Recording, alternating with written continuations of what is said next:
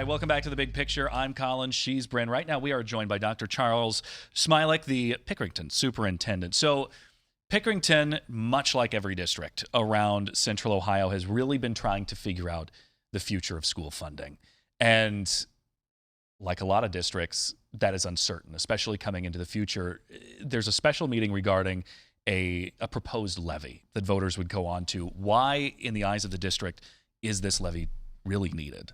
So we actually voted last night. We had a 5-0 vote, which was great. It means our entire board is behind the ask for a 0.75 additional income tax. We did put a 10-year term on that. We did a lot of listening sessions this summer. We were on the ballot in May and suffered a pretty stark defeat. It was about 63-37. So try to invest a lot of our time this summer in listening to our community. We heard that it was too much of an ask, so we reduced it by 40%.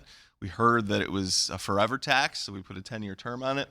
We also heard that people wanted to see us make cuts, so we actually cut $3.25 million this summer, including 5 district office positions, a couple of school administrators, and then a slew of other opportunities or services for students. So we don't obviously like to ever deprive students of opportunities or decrease what we offer, but we heard that from our community, and I think our board responded last night with a emphatic endorsement of our efforts and the fact that we indeed need new revenue.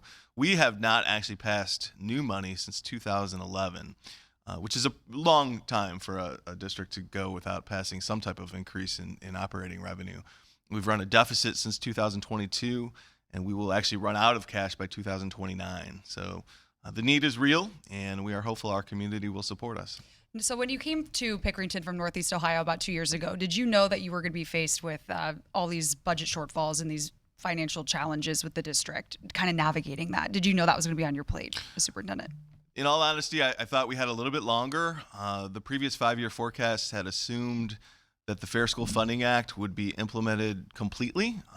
That was obviously changed in the last budget cycle. So that put us at a quicker pace of actually asking the community for more money. In all honesty, I don't think any public school superintendent at this point thinks that they are immune to eventually having to ask the voters for money. So I knew that eventually we would get to that point, but it has been exacerbated by the fact that Fair School Funding Act was not fully funded in the last budget cycle. And I mean, a number of districts have had levies fail. I mean, Grandview Heights had one fail.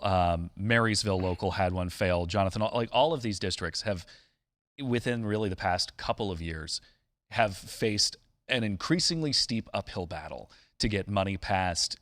Obviously, the one that you guys put forward failed. How do we get money into the district if these continue not fail? If these continue to fail, what does the future look like, really?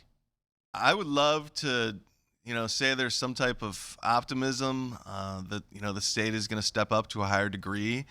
However, I think that would be naive of me. I really believe that it is going to be incumbent upon local communities to figure out what types of schools do they want, what types of opportunities do they want to have for their students and their children, and are they willing to support that?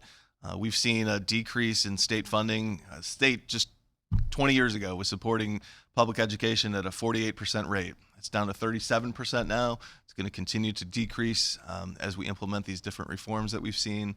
So it does ultimately get passed down to the local taxpayer.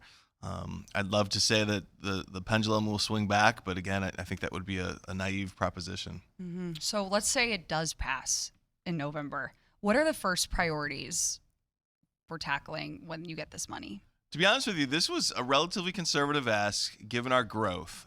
What I didn't reference earlier is that, since that last operating passage in 2011, we've actually grown by 17% population-wise. We predict another 1,000 students over the next 3 to 4 years due to the development in the community. So honestly, there aren't bells and whistles here. I mean, this is about putting our staff in front of our students.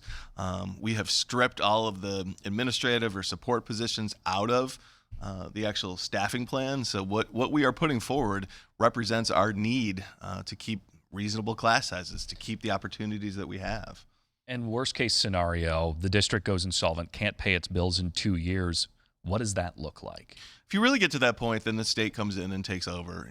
There's a few sort of stopgap measures in between. You go from fiscal watch to fiscal caution to fiscal emergency to state takeover.